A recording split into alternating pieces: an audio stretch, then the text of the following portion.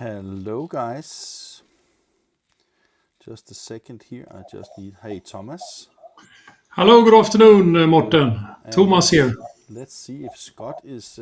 He has a black screen, so but I saw him I just a am moment ago. I am here. Can you hear me? Yeah, but we can't see you. So that is like the bigger What trouble. I'm gonna get off. I'm on a separate webcam. I'm gonna go just to my laptop Now we can itself. see you. Now we can see There you. we I Good just morning, thought that. Scott. I thought Good that you morning. were sitting in your bathtub and having your tea, wonderful tea, Scott, and that is early morning in the U.S., right? So It is, welcome, and thank you. Thomas and I, we are about to having our mashed potatoes and a beer for dinner, right? Yeah, Morten, we are in the same time zone, obviously. So it's early afternoon here. I'm in Sweden, and I can just tell you that we have really nice autumn weather coming in here. See, Really Ah, nice. see, that is that's why. good.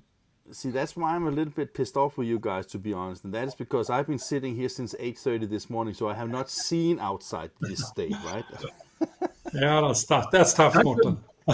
from what I hear, Thomas, that's an accomplishment. It hasn't been much of a summer in Sweden, I've heard. So No, that's why I feel it's reasonable that we finally get some good side of the coin, so to say, because we were suffering big time during winter. But with all respect, I think we were lucky because it was very tough in certain part of Europe, obviously with the heat and the problem with the fires and so on. So you need to take it as good as you can. Yes. And Scott, I was just about to say that we have this expression of saying Indian summer. Maybe we should rephrase it to Swedish summer now. Then, you're right. so Yeah. Well, gentlemen, it's a pleasure to have you here on English. Get to work. It's been a wonderful day with a lot of learning from what I have seen, and as you know, we always trim these episodes so you can share them in your network without sharing your competitors, and that will be ready tomorrow morning. And also, just for people that are watching it live, you can ask questions to both Scott and Thomas. You do that on YouTube, on LinkedIn, or Facebook, and then I will be able to see that. There's not been that many questions today, but don't worry, I have a lot of questions, I'm sure. Before we get to the presentations you're prepared, Thomas, starting with you, present yourself and then move on to Scott, please. yeah. Well, first of all, Morten, very nice to be here, part of this great session, I hope. And I would like to thank the audience also to having patience to wait for the end. Tecnau being the last participant in this Saving session. the best for last. Exactly, we don't know. But nonetheless, my name is Thomas Olofsson. I'm a Swedish guy. You can maybe hear it on my pronunciation. Based in Sweden, in one of our factories in Ljungby, southern part of Sweden. And I'm working with the sales in Nordic countries and also since more than 15 years. I spend most of my time in Asia Pacific. So I say hello to my Asia Pacific friends. I think you're sleeping actually for the moment, but nonetheless, great to be here. Yeah. Do you want to go more in deep, Morten, or that's No, I think good? it's okay. It's just so we know who we're talking to. So, Scott, can you do it as beautifully as Thomas just did, or? I don't know if I can do it as beautifully, but good to be here, Morton. Thank you for the opportunity. And yeah, my name is Scott Peterson. I'm product marketing manager with Tecnau. I have been here for 30 years plus. Some ridiculous, and the most amazing thing is how I can achieve that. I started when I was 10 years old. So, but That's good. uh, I work out of Tecnau in the United States, but I have worldwide marketing responsibilities, and I'm happy to be here today. Yeah. Fantastic. And I need to mention one thing, Morten, additional here. I've been now 25 years, so I'm not, but on the other side, I have more hair than Scott, and he's been 30 years in the company. So I think that I don't say depends. that to you, Morten. I think it depends on the ankle, Thomas. So don't. No. Guys, wonderful to be together. I always enjoy working with Tech Now, and I think that your presence in the market is also very innovative. We have been on a few webinars, both the Spring Forward events that you did from your side, but also several of our online events here. And I think what I like about working with you guys is that first of all, I mean, people that watches this can see that we have easy smiling and laughing and having good time, and I think that is because of respect, and I also think it's because we are humans after all, so all the other things are just for fun, right? So today the title is "Get to Work," and the funny thing is that finding labor in this industry, actually in almost every industry, is not so easy as it used to be. Um, is that something that Tecnau is focusing on when you look at equipment and technologies to your customers? I don't know if you want to talk, Thomas, or Yeah, I'll well, start off. I can say actually to answer that we I mean what we have now recently done actually this week there will be in our factory in Ljungby a group of students coming in for a visit, and of course with an intention to give those youngsters a good perception, a good view about working in an industry. Mm-hmm. We had an activity also in Ljungby a month ago, roughly, where we had a local event in the city of Ljungby, where we obviously highlight a little bit what Tecno are doing in order to build up the awareness, so to say, and hopefully via that you get good connections with youngsters coming into the company. But let me rephrase the question to Scott then, because I understand that you probably also have challenges attracting young talent. I was more thinking about your customers because I mean the equipment you do with the level of automation that you can add to it. I take that that is something that is a very good selling argument, right? Yeah, absolutely. We really do focus on that. We have one of the things we pride ourselves on, and we've been told by our partners, by customers who, partners and customers who have experience with both us and competition. They routinely tell us that our stuff is much easier to use. That we're really the graphic user interface is very intuitive, and so of course for customers who are struggling with finding labor, right, and finding folks to man their equipment. They don't have operators that have been there for 30 years plus anymore, and are, really graphic arts experts and highly experienced. No, they're hiring people off the street. They need people off the street to run our equipment, and our equipment is user friendly. And it really is possible for, a inexperienced person to readily grasp running Tecnau equipment. Thomas, I can't help think about because I heard from a American printing company I was visiting. I can't remember for who and where, but I remember something like that if you are, let's say you are in a city where you have like large corporates like Google, like Microsoft, like Apple, they can pay higher salaries than the printing industry, and therefore the young people also for economical gain choose these type of companies over printing companies. Is that something that you also see in Sweden, for example? Well, yeah, if I take the Swedish hat on, I mean, my youngest daughter is actually finalizing her student at university. And I think, at least what I see from those discussions they have, is that the youngsters today obviously are looking for certain parameters of importance when it comes to choosing company where to work with. Sustainability, aspect is important. Not only a very big salary or very heavy hours.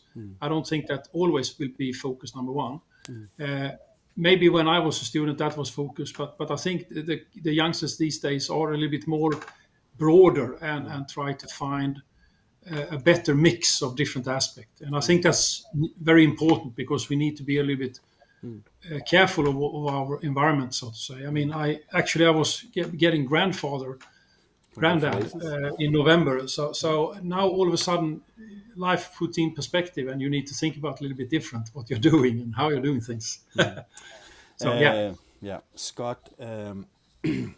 America is, I mean, a lot of things changing in America since the COVID basically, because I mean, I think in America you have young people that are basically deciding that they don't want to work anymore. They don't chase the American dream anymore. Is that right, or is that just the European media, or is it something you hear about as well?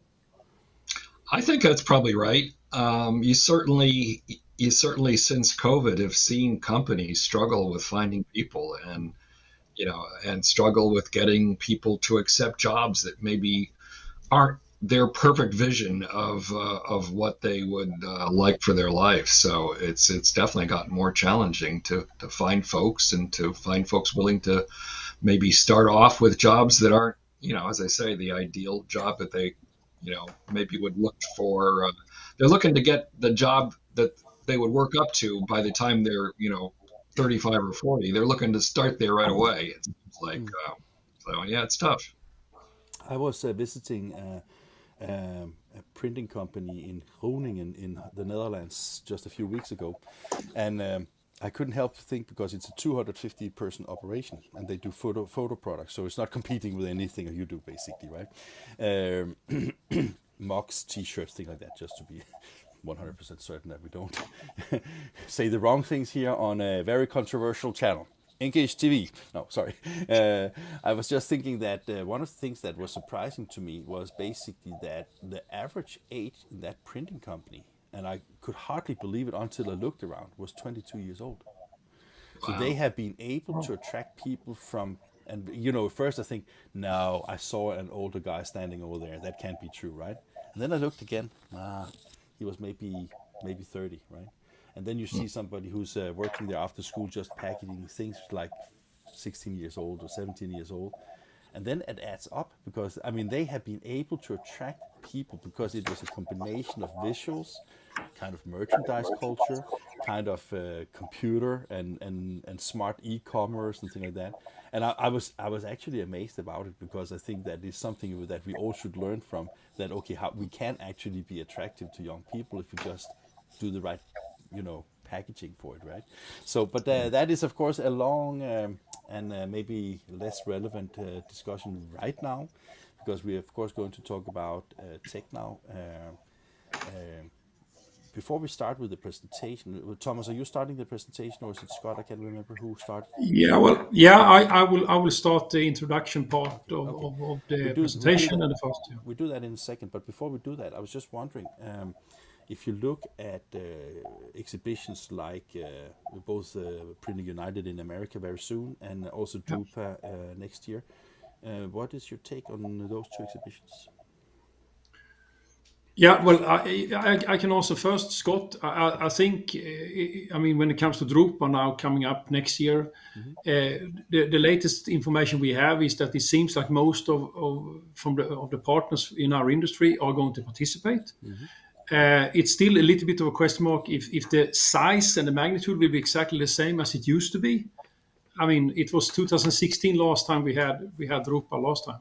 Hmm. So yeah, time is running. Obviously, it's a huge investment for all everybody attending, and of course, at the end of the day, I think it's very nice that we are able to meet face to face these days. That's the take I have, so to say.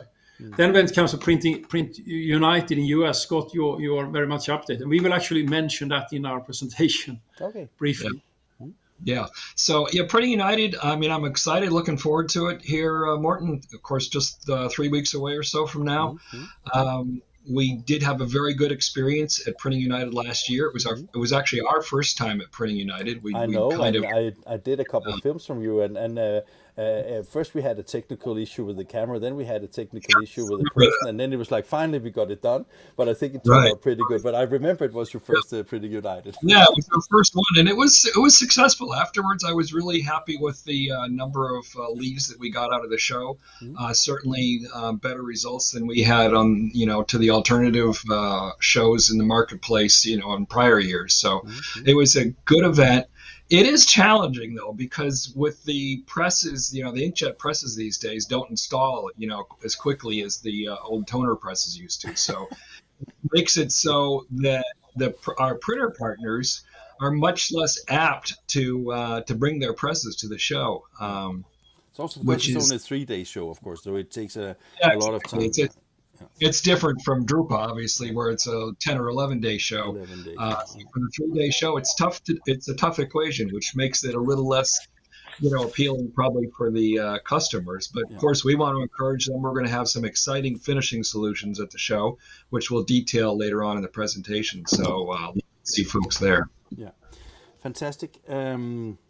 I mean, what I suggest now is that you basically take it away, Thomas, with the presentation is ready. Mauricio is sitting in the back and managing the technical stuff. And then... he's the technical supervisor, yes. Yeah, marketing manager and technical supervisor. Exactly, Can it get any better?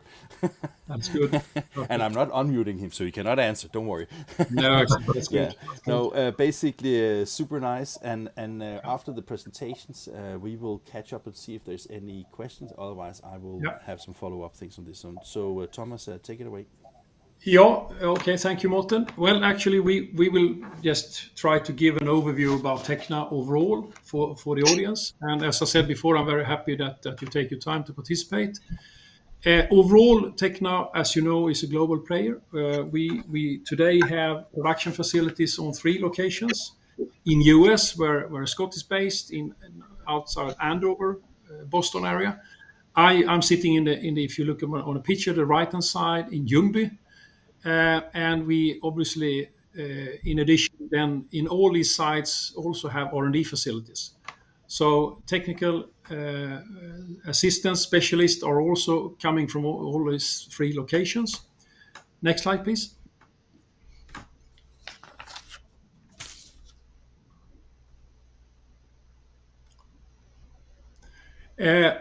We spoke introductions-wise here about Spring Forward and activities jointly between Tecnau and Inkish. And we had, during 2021, we introduced our Technical Education Center in Ivrea. That's the bottom 2 slides, bottom pictures, where we have our headquarters. And we today are able to have around 2,500 square meters where we can do customer testing. We can invite customers to see.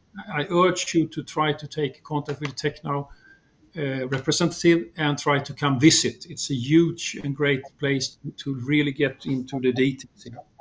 On the top end picture, we also now, early this year, implemented a similar experience center in US. Not exactly the same size, but still there is possibilities to show customers and partners new solutions. And it's a great tool. As I mentioned, we did Spring Forward 2 times. Last time was a very good global event where we shared reference installations on a global scale and did very nice film and interviews from all these installations. Next slide.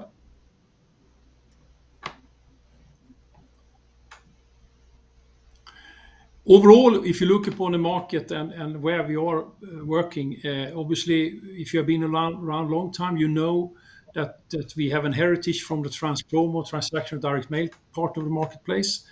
But we need to say that we last couple of years, as I should say 10, 15 years, have put a lot of efforts into commercial print, book on demand, and special solutions. Not necessarily only photo specialty, but special solutions. And of course, that has been very important to find that part of the marketplace, and we have invested a lot into that marketplace. Now, if you are aware of, it was introduced or announced in July that Tecnau acquired Sitma, an Italian company, and obviously now we then are also focusing into packaging on demand and with different type of sorting alternatives. And of course, we feel strongly here it's a very good fit in this new arena. And if you look upon it as it is today, we have reached market on a global scale. So there are, between the elbow and the thumb, more than 8,000 different type of installations throughout the world. Next slide, please. We normally are talking about empowering digital print always when we address customer requirements or partner requirements. And essentially, what does empowering digital print means? We are targeting to be able to give value add, meaning do more with less. And obviously, we need to put a lot of emphasis into the technology we have chosen and to ensure that our customers, if they give a trust into Tecnau, that they feel that they have a secure investment for now and for the future. For example, we are also working with auto splicer solution. You know today that if you have a normal line into a digital press and you have a production, it will take 15 minutes, maybe even longer time to change reel to start up again. Today we are offering also auto splicer where you can have multiple unwinder, multiple rewinder, enabling even higher throughput from a system. What we also implemented very recently is our latest platform of solutions, Revolution 50, and I will come back to that. But here we have obviously targeting to high-end production in general terms, and also more automation features. In addition to that, we also believe that today there is an enhanced interest for different type of cut sheet oriented solutions. And essentially that means that we today are offering either offline completely solutions like 1212, large size into different type of applications, or if you go inline connected to some cut sheet devices. And we will come back to that later. Next slide. I was mentioning Revolution 50, and we came with the first introduction of the Revolution 50 just before COVID, and we targeted the US market for that product line. And of course, here the focus was high-end production, high-end throughput, high-end productivity. And we then obviously have implemented a similar platform on the European market, and recently we also have done the same in an Asia Pacific market. And really, I must say that that's been, since we are today offering dual platform of solutions when it comes to high volume cut and stack solution, that we have a very good fit. Because some customers are very much going into new investment into high speed continuous presses, and some other are working offline, go roll to roll inline to press, and then eventually are going offline finishing. And then obviously we also are able to find good solutions and productive solutions for that type of applications. Next slide, please. If you look upon the Revolution 50, and if you have followed Tecnau throughout the years, it's built upon the same principle as our existing C2X platform. It's modular, meaning that there are different type of components you can add on, you can update. If you, for example, are working with a merger in today, you can then obviously update with just bypassing that, or you can have different type of stacker attached, long sheet stacker for long sheet applications. And we can also obviously interact with the auto splicers mentioned. And if you go into the auto splicer, if you start with a standard unwinder, that investment is protected because you can use the same machine also when you are doing the upgrade into an auto splicer eventually. Next slide, please. We will share here a short video showing high volume, high speed, 150 meter, 250 GSM, 4 up.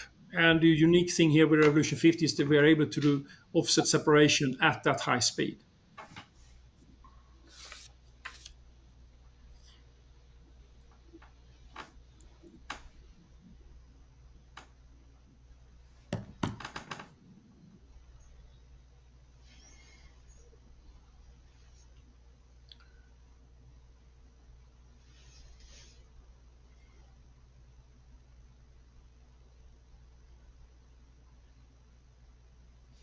Next slide, please. The key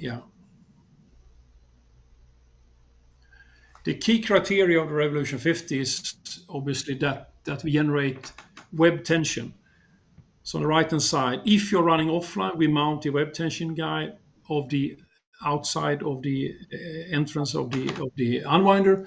If you're going inline to a fast press, we mount that on the outside of the buffer unit. Also, what we have implemented is a new cutting unit setup arrangement. You see in the middle picture, that the whole unit is coming out, the whole cutting unit. That obviously helps a lot for the operator, the key operator, or for the technical team when you do adaptations. I will share you a very short clip showing how that works. Also important for Revolution 50 cut and stack solution is that we have implemented decurl unit on the entrance of the cutter. Sometimes the press is idle. We see clearly that this is helping a lot in addition. Please, next slide. Now the video is coming showing how to engage the cutting unit. And keep in mind here we are talking about quite heavy weight, but we are able to just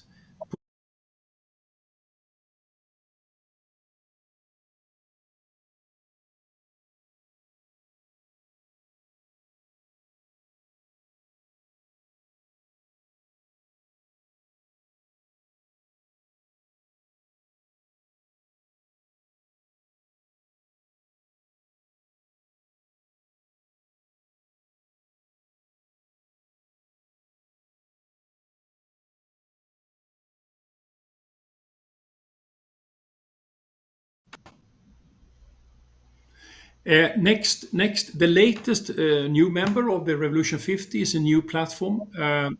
Next slide, please. Unwind 50 or Rewind 50. And here the keys that we obviously are targeting to give alternative solutions for different type of speeds. So if the customer is starting, let's say, with 100-meter type of solution, you can start from that type of speed, and then you can update, obviously. We also have implemented a more sustainable type of production method, meaning that we have an energy saving and trying to utilize the overall production method in order to minimize the electricity we are using when handling these machines. Next slide, please. In addition to the cut and stack and our rewind, we also have the different type of dynamic perforation solutions. You can do all type of different applications. You can do cut and stack. You can do obviously then punching perforation. You can do line holes, etc. And there are different type of configurations here, and they are also speed upgrades, obviously to meet. Additionally, what was implemented initially in our book solutions Libra 800 was a software platform we call Tecnau Connect. And this is important because this is now implemented in all Revolution 50 solutions, all our book solutions, Libra 1, Libra 800, but also on the cut sheet solutions. And essentially, next slide, please. Essentially, that brings a lot of additional valuable information for the partner, for the customer. And essentially, that means that, for example, as you see here, you're able to get very detailed production statistics. You can, of course, additionally check what is the uptime, how many meters of paper has been produced. We can do tailor-made reports. We can make analysis of production in deep, and you can have remote diagnostics coming out from the system. And we can essentially also, from our technical headquarters, connect to a customer installation and share what has happened and so. So this is a very important, obviously, in overall solution. I think I leave now the word to Scott to go into next part, and that's obviously a little bit cut sheet oriented type of solutions. Okay, thank you for handing it off, Thomas. I'm going to take you through our sheet fed family. Again, Thomas has kind of gone through our continuous web platforms, but we do have a full suite of solutions for sheet fed presses as well. We're going to start off here. Maritza, if you could advance to the next slide. We're going to start off here by looking at our B2 solution, so looking at larger sheets. B2 sizes for my friends in here in America, something like a 21 by 29.5 inch size. That's our max size, but bigger than a B2 sheet, giving you some trim space around the edges. We have for that size sheet, we have our Stack 1212 system, where we take those large B2 plus sheets and cut them down to a final finish size without offline guillotining, so a nice automated operation. Speed is up to 6,000 input sheets per hour. You can see on the slide the maximum size. We cut all the way down to a 4 by 5 inch size, so quite small. Impositions from 1 up to 21 up are supported. Basis weights up to 350 GSM, so pretty heavy papers. And basically our approach here is to make it easy for an operator to do changes. We wanted to offer a solution that wouldn't be the most expensive solution in the marketplace. I mean, it's great to have really high automation, but then that makes for an expensive machine. So we had a couple design goals here. One was to offer a solution. Again, it's not the most expensive in the marketplace, that offers some, a high level of automation to those who may not be able to afford the ultimate, and also accomplishes it in a fairly small footprint. Next slide.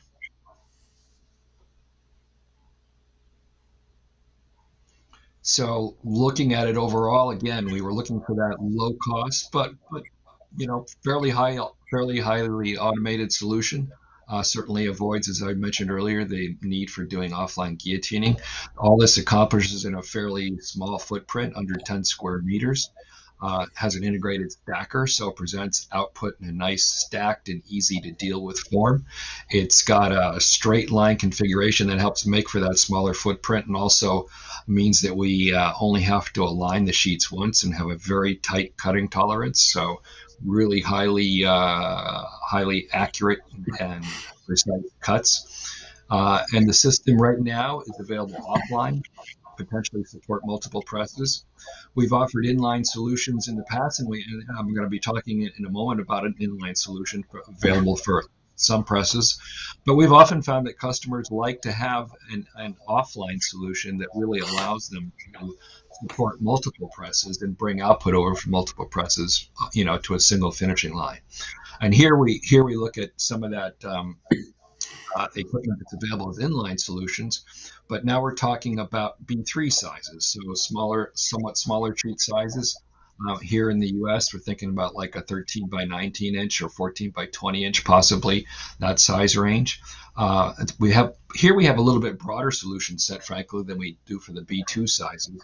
Not just the cutting and stacking with the Stack 1010, which we'll talk about more soon. Stack 1010 that I think of as like the little brother to the Stack 1212. But we also offer a TC1530C dynamic perforating and scoring machine. And we also offer the 1530P, which does file hole punching and binding punches. And then you can mix and match these as you please. So some folks have, for instance, all three of these modules to really present a highly capable platform for doing multiple finishing operations. Others might just, pick one of these and that matches their needs. So it really allows a customer to choose what they want, and by the way, upgrade in the future. So if you start off small, you can not only upgrade by adding, others of these modules, but you can also upgrade the platform, the module you pick itself. If you start off on a very basic level with the basic TC1530C dynamic perf, you can upgrade it to a more capable device as well. As I mentioned, these are available. This family is available inline. It was developed originally to support the Canon VarioPrint i300, then moving, of course, to the iX platform, and the dynamic perf and score and punch are all available for the Xerox Baltoro as well, and the Stack 1010 is about to be introduced for the Baltoro. So as an inline solution, we're available with these presses, but you add a feeder module. We oftentimes partner with CP Borg, for instance, and use their BSF feeder to go in front of this line and offer the ability to run offline and support multiple printers again. As I mentioned, these are all field upgradable if your needs grow. Kind of helps protect your investment for the future. And I'd be remiss in talking about sheet fed solutions if I didn't mention, at least briefly, our sheet feeder roll feed system. This is a line that's been, as I mentioned, I've been with the. For 30 years. The sheet feeders date back to when I first started with the company. Sheet feeder roll feed system that originally was on something like a Xerox Docutech or Xerox 9700, if some of you remember way back when. And those sheet feeder roll feed systems continue to be available for a number of sheet fed production printers to offer some real benefits for productivity and a lower level of resources needed. Next slide. So looking a little more closely at each of these, 1530C dynamic perf does this dynamic perforating, which of course, by dynamic we mean it'll get changed from page to page within a job. So you can have one, think of a multi-page bill, for instance, where the first page maybe has a remittance stub on it. Maybe the next 2 or 3 pages don't have any perfs on them, and then maybe there's a final page to the bill that goes out to a customer that maybe has coupons on it, with different perforation patterns. So we trigger off a 2D data matrix on each page and trigger the pattern that the customer has pre-programmed into the machine, page by page. Typical applications, as mentioned there, remittance stubs and coupons I've already mentioned, checks, tear out workbook pages. If you're putting together a student workbook where they need to be able to tear out pages to turn in homework or present an assignment, then you can have a perforation that will accomplish that as well. Short repeats, lengths available, etc., varying models that really match your needs. As I say, you can start out with a basic module that maybe just does the remittance stubs, the very relatively inexpensive version, then add capability as you need in the future. And this is, as the lower bullet says there, a proven solution. We've got lots of these installed around the world. Been a very great, reliable platform. Next slide. And we're going to be talking now about our dynamic punch device with different punches available. These punches come in cassettes, so you can kind of swap them in and out as your needs dictate. You can get up to 2 punch stations in the machine. So if you wanted to, for instance, do a coil bind punch along with a file hole punch, like here in the US we use a 3-hole. In Europe, of course, usually it's the 4-hole. You can combine those punches with like a coil bind punch on a typical notebook like I have sitting next to me here at my desk. These again trigger off of a 2D data matrix, or you can operate them manually as well. Of course, many punch applications in particular don't really need a dynamic triggering. They often will just operate that, every page within a job should have the same punch pattern. So on those kind of jobs, you can just manually set up the job, and you don't need to have that barcode on every page. Next slide. So now we'll be talking about our Stack 1010. And Stack 1010, again, much of what I talked about for the Stack 1212 earlier, except for the sheet size, the max sheet size, applies for the Stack 1010, where we take the somewhat, a larger sheet, not quite as large as the B2, of course, and break those down into final finished page sizes. Here again, we could be talking about postcards, up to an 8-up here in the US, 4x6 postcard. 2-up books or smaller size books. We could get some A5 A5 size books, multi-up out of a sheet, etc. So we'll take those larger sheets within the job with their bleed print potentially, trim off the bleeds, and present you again with trimmed, cut, stacked, finished pages ready for further distribution. Next slide.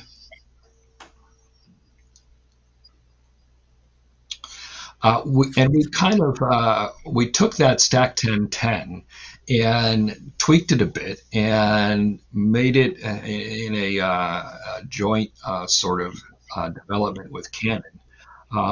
Brought it compatibility with the Canon VarioPrint 6000. So now of course, we're not talking about the IX or other color inkjet printers. And we're talking about a monochrome printer. And here for the book ready, we've tried to present a solution that would do complete automated job changeovers on the fly. Now for the Stack 1010, the Stack 1212, as I mentioned earlier, those products don't support complete job changeovers. But when we're talking about a monochrome environment, or potentially we're talking about a book environment where the jobs, the book blocks are then taken over to a 3-knife trimmer for final trim. Either of those developments would mean that you potentially don't need to do final extra trimming, trimming all around the book, trimming off bleed, or trimming off excess sizes. Here you're going to go with the complete size that you're going to be looking to finish with at the back end, and be able to switch from 2-up A4 to 4-up A5 sizes on the fly, because it's easier for us to do that here in the monochrome world, as we don't have to do the outer trim. We don't have to worry about taking gutters out. We can just do a simple single slit. And with that simple single slit, as it mentions on the slide, the central slit can be pneumatically activated on the fly. So all these changeovers that are mentioned here are things that we were able to motorize and trigger so that these job changeovers can all happen on the fly at a reasonable price and present an attractive solution to the customer, and really support this ability to move from a limited world of book sizes from one to the other. And it's a nice, totally automated solution at a reasonable price. Triggered, by the way, with the interface with the printer, where we get that job information as we need to change. Next slide.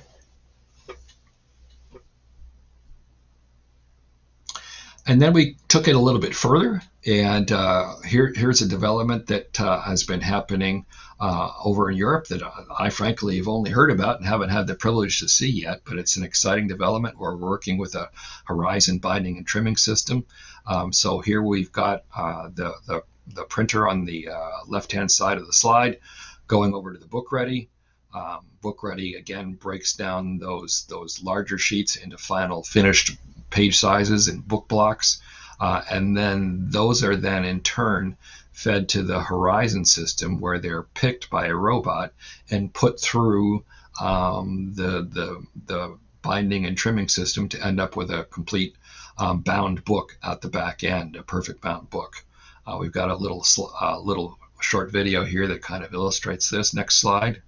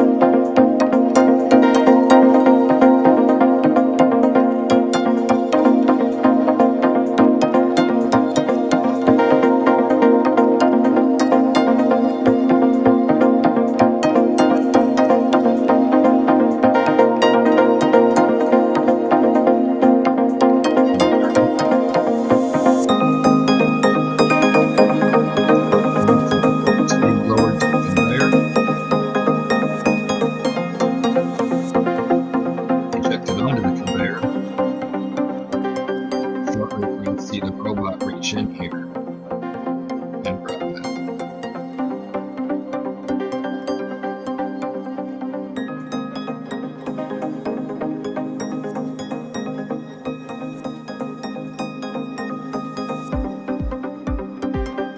Approach the Horizon device, measure it, and then placed in the system for binding.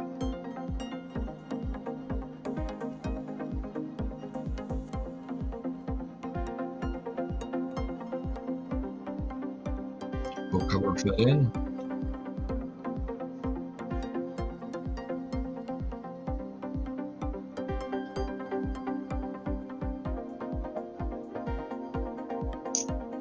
Cover added. And there's the finished book. It's a kind of a nice little system that we've partnered with Horizon for in Europe. And partnership is a theme that you're going to see further on here as we talk about the Printing United show. I want to go to the next slide, Maurizio. We're going to go through the 3-knife trimmer there, but I think everybody's seen binding systems before. So at the Printing United show, that partnership theme continues because we've entered in partnerships with a couple of other vendors. Our Stack 1212 system, again, the B2 finishing line that I talked about earlier. At Printing United, we're partnering with a company called Compaq. Compaq is a US-based company that makes coders and other devices.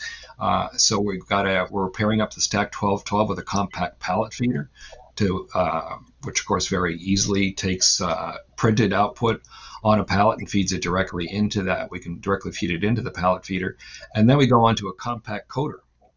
So kind of an exciting solution for, we'll be showing a postcard application. We'll be taking large sheets with multi-up, 9-up or 18-up postcards, running on some 200 GSM plus papers, some good heavy postcard papers, running them through and coating them. So nice post coat, and then cutting down to final size, so you end up with postcards that are ready to put right in the mail stream. We've got some HP Indigo printed sheets. Indigo, a great partner here, has provided some sheets to with a postcard application to really illustrate this well. Another partnership we've got is in a second line we've got in our booth. We've got a Revolution 50 Unwinder U50 to our Revolution 50 Cutter Z52 double cutting cutter. And then we go through a bridge into a Heidelberg Stahl folder. So we'll be able to show a nice sort of direct mail finishing line here, where you're going from the printed sheets into a direct mail folded application, again ready for the mail stream. And then finally we end up with a Tecnau Stack 5251L system. This is our system with a 30-inch long stacker, or nearly a meter in length. A bit shorter than a meter, so being able to stack these long sheets. So we've got some poster applications, some multi-up postcard applications, etc., running on the Stack 5251L. So we're going to be down there in Atlanta in about 3 weeks, and I'm looking forward to have folks join us there. Yeah, Scott, just one comment here. I think what I've heard, at least from Asia, is that there seems to be an interest for this type of event, actually. So there will be coming folks from Asia Pacific as well, to my understanding. I mean, if you look upon it in the past, for example, last year, I think mostly it was Americans coming for this type of show. But it seems like now it's a little bit more open again, which is nice, I believe. That's good to hear. No, absolutely. We'd love to have folks from around the world hopefully participate here. I think Printing United is clearly interested in expanding to an international audience. So that's good to hear. Yeah. We've got one more slide here. We can finish up. The slide here was mentioned briefly earlier, and we'll wrap up here with our acquisition of Sitma. Again, Sitma makes a number of systems for the industry. The slide here kind of focuses on us presenting end-to-end solutions that really let customers kind of take the next step towards automation, and also sustainable automation in many ways. We have print on demand, where you're just printing by order and minimizing unsold waste. That's kind of been a Tecnau theme for quite some time.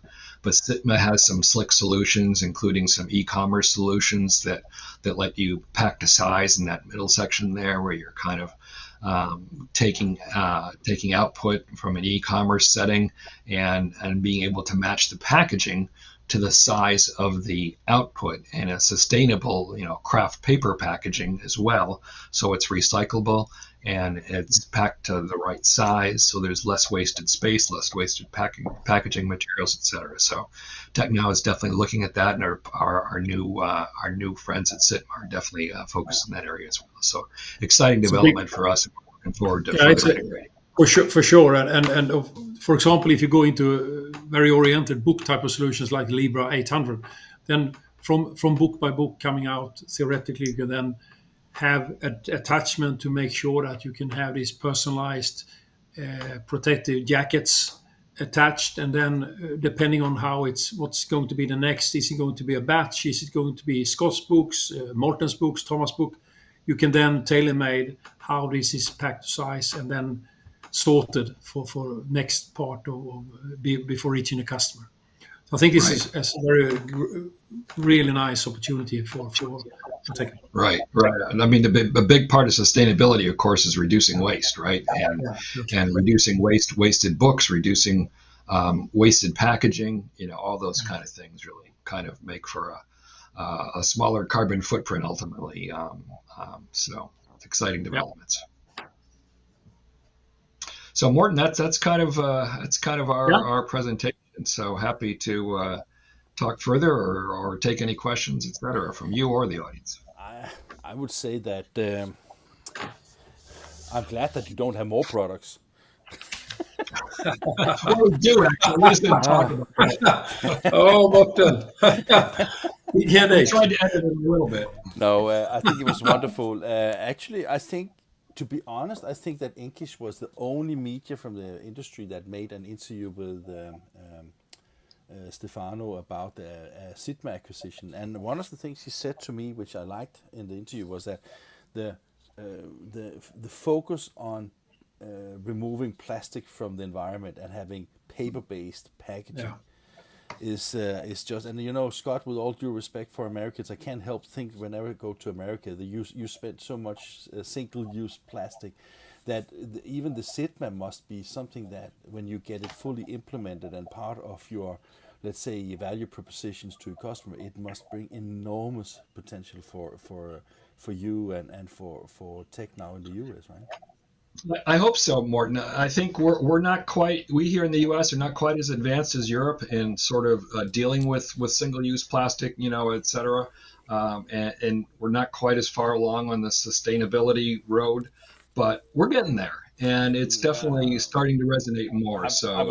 I was not trying to point fingers. I was just saying it's a business opportunity. You know, when you didn't participate in the Kyoto Agreement, basically what happened was you let the market decide and became, you know, faster than Europe. So it's not always that regulations are working. I'm just saying that with this business opportunity, I just think that Americans have an opportunity, and especially if also legislation helps a little bit on the pricing of it. And I think there is also in the US tendencies to go more and more into paper-based packaging rather than the plastic-based packaging. But of course, it's another story. I just wanted to compliment you for the acquisition because it's exciting because I think you're right. It is an opportunity, and I think if you kind of have the coming together of a business opportunity, you know, where it makes economic sense, along with kind of, you know, taking care of our world kind of argument as well, it really can hopefully play together to really kind of move us along. I have a suggestion for you because basically I don't know how integrated it is yet, but maybe you should invite Sigma to be part of your Printing United booth and then pass on some of the expenses. Well, we are actually going to have a sort of a Sigma corner to our booth. Yeah, exactly. There will be a Sigma corner, yes. Yeah, there will be a Sigma corner. Sigma US is not quite. I don't think we didn't. It was kind of a little further down the road to be able to kind of fully integrate them. But we'll be talking about Sigma and definitely sharing some of that message as well. And see, I thought I came up with a fantastic idea, but that was like too old. I mean, and Morten, we can assure you that if you look further down the road for next coming exhibitions like Drupa we talked about, maybe we will have a Sigma section for you as well coming up at Drupa. Yeah, maybe. Fantastic. Gentlemen, one of the things that I was actually a little bit surprised about, and that is just because I'm a big fan of your Libre 800. I know that you both mentioned the name of Libre 800, and I also think that what you have been presenting here is a super nice solutions. But why did you focus on the Libre? I mean, I'll let Thomas speak to it too. I mean, I'll tell you from the U.S., we have not been able to get a Libre 800s really to take off here. Really? Again, sometimes we're not as far along on the automation path either. But before Thomas answers that one, I can tell you that I have been with, I mean, some of the smartest book printers I've seen in the industry is from the Americas. So I'm just saying that it is maybe you should get out more, Scott, basically. Well, we're trying, Martin. We're trying. I think we need somebody to kind of take a leap here, and you know, and when I say take a leap, of course, it's been a well-established system in Europe, so we're really hoping that we can get it going here. But it does tend to be a more specialized solution as well, which we don't always present, you know, as in these kind of broad forums. So no, that's okay too. No, and I think Morten, that as Scott is saying, we felt with respect to this setup, this arrangement, that we wanted to give a little bit broader perspective of Tecnau. Of course, if there is identified requirements concerning book, then of course we're open to discuss further, like Libre 800. Otherwise, I can say we have opened up the market in Asia Pacific for Libre 800. and I think there will be additional interesting things coming up in that matter for sure. We already have implemented the solution in Asia, so I'm looking forward for next generations, I would say. To support the story, I can tell you that we have during the last 2 years we have been visiting quite a few Books of One printers, and one of them is obviously Rotomail in Milan. That is it three machines they have now, or 2 machines plus a prototype of the Libre 800, and very happy with a very specialized solution where you have like 2 roll feeders for covers and a roll feeder for the content, of course. And we have invited Linemark in Maryland. We have invited Documation. We have invited Bridgeport National Bindery and Rotomail and one more, I can't remember who, to actually have a discussion about the business challenges of going Books of One. So maybe that will be something that will support the story of the Libre, because I think that everybody who understands the value of Book of One, the Libre 800, of course, is a viable alternative in the market that basically people should look into, of course. So there will be something that will support that story sometimes during the autumn. I can guarantee that. Otherwise, I'm sorry that because we are. You had a quite long presentation. I think it was really good. The technology that you bring to market. I don't know how to say that in a way, so I just think I will say directly. It seems that the segment that you're working in is very much of almost in many areas kind of a duopoly, right? There's like a couple of players in that market. Is it tough competition, or is there any like this is the Tecnau market and this is the other markets, or how do you see that, Scott? Maybe particularly in the US. Yeah, certainly. We definitely have a major competitor with a couple of other folks kind of scuffling around the edges and trying to get bigger, and having some successes. I don't want to say it's just 2 of us, but but you know what I mean. I'm basically saying that for customers watching this session here, right? We have to let them know why they should look in the Tecnau direction, and what are the main reasons and takeaways for them to do that. And you have been focusing a lot on the cut stacks, and I think it's great product. And when I was in Herrera, I did see also how you use it for like postcard production on heavy stock, and it looked awesome. I can say that. The offsetting and the stacking, everything was just beautiful. So I'm just trying to help you a little bit, saying okay, let's identify who should you. Yeah, here in the U.S., I'd talk about several things when I kind of ask customers to take a look at Tecnau. One is we certainly do have some unique product features. Thomas talked about some of them on the Revolution 50 side, where really our Revolution 50 platform has a number of unique features that really, that retractable cut section, the presence of the decurler and the web aligner, all that kind of makes for a differential solution. Speed. Yes, right. So. Well, speed, to be honest, we're not faster than the other guys. The speed is kind of what I'm talking about. I'm talking about that if you have let's say a digital press, whatever brand, you basically have to have something that can basically go along with it. Right? Absolutely. Certainly with the latest generation of presses, you need to have the latest generation of finishing. Yeah. And we think we have some unique features that we can offer to the marketplace. Sure. We've got some good broad cut sheet platform that we think is more established and really solid solution. We're not asking customers to take a leap of faith. But beyond the product stuff, at least here in the U.S., when we kind of have different distribution models, in the U.S. versus the rest of the world, where we kind of go through distributors. But here in the U.S., at least, we've got we pride ourselves on responsiveness. I think that infuses the whole company worldwide. We really try to be responsive. Everybody would claim that, right? But we routinely hear from customers and partners that, okay, maybe they like us about one feature of our equipment, maybe they like one feature of the competitive equipment. But one thing they routinely say is they love our responsiveness. They love if things don't go perfectly. And, I hate to break it to you, Morten, but sometimes things don't always go perfectly with our equipment. But if it happens, in the rare event that it happens, we stick with the customer until it is working well. So we really try to be responsive. One additional comment, Scott, in that matter. I think, as you mentioned, Morten, I think what I believe also is important is that we are long term. Essentially, you mentioned Rotomail. That's one of the oldest customers we have on the Italian market. We have customers in Sweden we have been working with more than 25 years. And I think if you look upon it on a global scale, there is a lot of these old established relation customers which has been working together with Tecnau for a long time. And I think that is one important factor also affecting why should you talk with us? We are long term.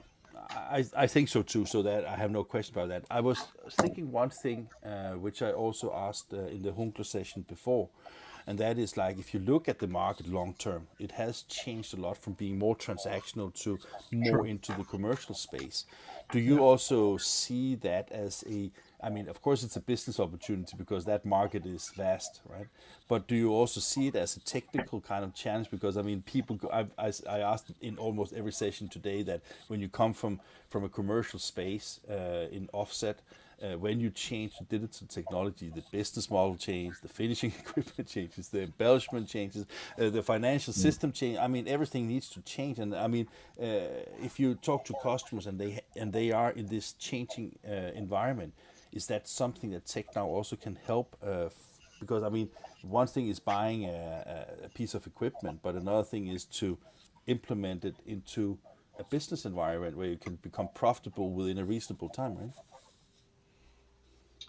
Yeah, I mean it's definitely a different world, Morten. Obviously, when we're talking about the commercial print space, I mean we all grew up in kind of transactional, and we often kind of reminisce that 20, 30 years ago, life was easier. You kind of had basic systems and you were running black and white and laser. You're running 20-pound bond paper, 4-pound bond paper, 70, 80 GSM paper in Europe.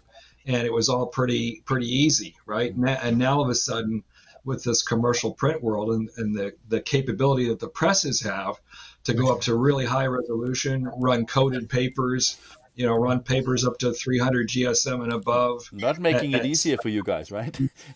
Yeah, no, it's definitely not making things easier for us. No.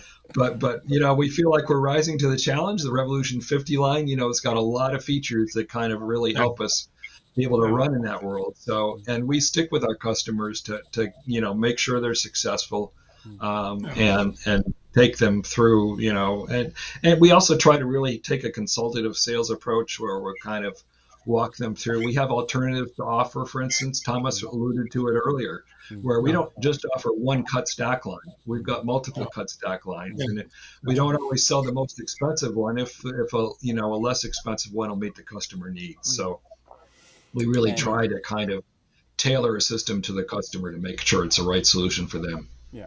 So I think that the takeaway from here should be that great learning. First of all, great to see that you still work a little bit. I mean, that was the headline of this event, right? Get to work. You have been that today. That's great. The second thing is that the other takeaway is that everybody should go to Pretty United and go to your booth and Absolutely. That's good. That's a good comment. Yes. Mm-hmm. Well, guys, first of all, appreciate that you decided to be on our little event here, and I hope people enjoyed it. I can see that people have been in and out, but not a lot of questions, of course. But we have a lot of normally we have a lot of people watching the replays, which will be ready tomorrow morning. So I just want to say thank you for your time here, and Scott, you should go to work, and Thomas and I, we will go and have dinner in a. I'm going to do some exercise, Morten. But thank you so much, Morten, for hosting this, and good regards to the Inkish team here. Thank you so much. Yeah. Thank you, Morten. Are you going to be at Printing United, Morten? Are you coming over, or are you not going to be able to make it? No, we are definitely making it. So right now we are trying to sell in so we can cover at least some of our costs, but not everybody is so responsive. So I think the Drupal time and the recession time and the COVID time and the high interest time and everything is just against us right now. No, just joking. But we will be there, and I'm sure that we will have time to see each other. So all the best. Sounds good. Okay. All the best. Thanks. Bye. Thank you so much. Bye-bye. Take care.